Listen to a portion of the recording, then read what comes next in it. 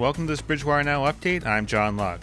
We do want to let you know that the BR School District will be holding a commencement ceremony on Friday night at the high school for students in the class of 2020. BTV will have a camera there with the event airing at a later date. The state of Massachusetts has announced its first positive human case of Triple E this year. As we said in years past, the Department of Public Health is vague in details of positive cases, but Middleborough Town Manager Robert Noon said he was informed that a resident from his town who was between the ages of 11 and 20 tested positive for Triple E. As a result, all outdoor activities in Middleborough have been banned from dusk to dawn. Meanwhile, here in Bridgewater, the risk level for Triple E has been upgraded to moderate risk along with Rainham, Halifax, and other communities around the area. Carver and Middleborough, where that human case was, are both at a critical risk, and as of now, Bridgewater hasn't banned nighttime outdoor activities, but we will keep you posted if that does change. There are some tips to cut down on the risk of contracting the mosquito-borne illness, including not going outside between dusk and dawn, wear mosquito repellent with DEET, wear long-sleeve shirts and long pants if you do go out at night, and repair any holes in your screens to keep mosquitoes out if you do have the windows open. The Pan Mass Challenge has changed this year. The charity bike ride, which has 10,000 riders riding from Sturbridge to Provincetown, has riders this year celebrating the spirit of the race close to home, and that's what a couple of riders did right here in town. Jeff Fowler has more.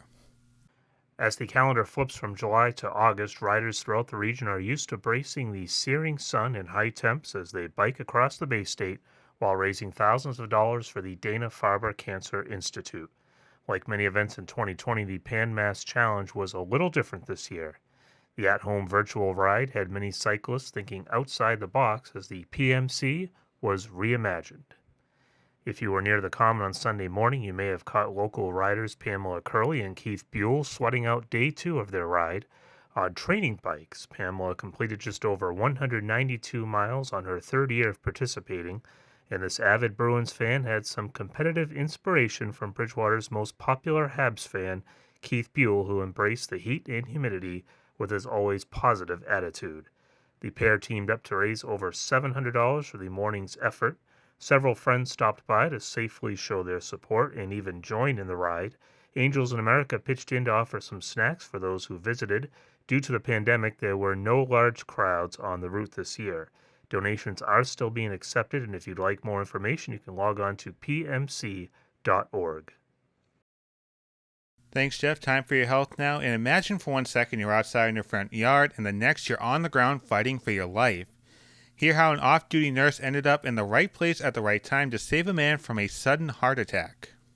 I know he was gone. I could tell he was. There was no response at all. 50-year-old John Jostin and his wife Linda were doing yard work when John suddenly collapsed from a heart attack.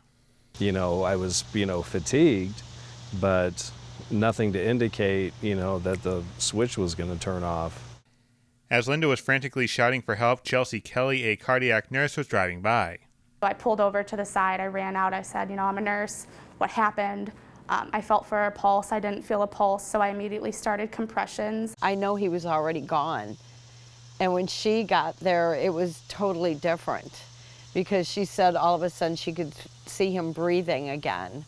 Paramedics took John to the emergency department, and soon after he was airlifted to a local hospital. His heart didn't so much stop, but it went into an irregular, chaotic electrical rhythm that caused it not to be able to pump. John underwent an 8-hour triple bypass that might have never happened if it weren't for Chelsea. Having someone there to administer CPR, I think, is the real pivotal moment that kept all the dominoes from falling in the wrong direction. You look so good. I feel good. And after spending 13 days in the hospital, Chelsea visited John. I feel like it was like a miracle that I was there, and it was meant to be. Not only did I make a huge impact on their life, they made an impact on my life too. There's just no way of thanking her. He wouldn't be here. There's no words to express the feeling or the gratitude. She literally gave me my life. And we can tell you that John is recovering well at home and has physical therapy 3 days a week. He was even able to see his wife's son get married earlier this summer. You may have some bottles and cans that have been piling up throughout the past few months, and there may be a great cost to benefit from redeeming them. Central Square Congregational Church is accepting donations in the month of August to help with ongoing expenses the church incurs while remaining closed. You can send a check by mail to the address on the screen, or you can wait for the Bottle and Can Donation Day coming up at the end of the month between 9 a.m. and 12 p.m.